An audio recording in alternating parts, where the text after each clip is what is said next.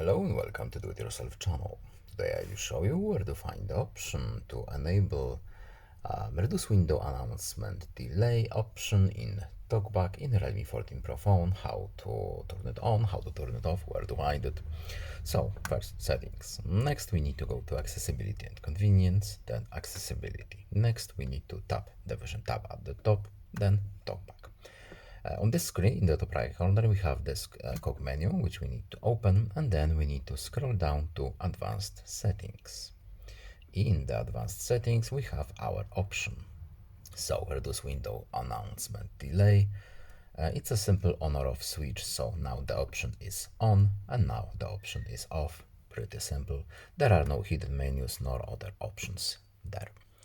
And that's all. I hope this video is helpful to you. Please leave a like and subscribe. Have a nice day and see you in the next video. Goodbye.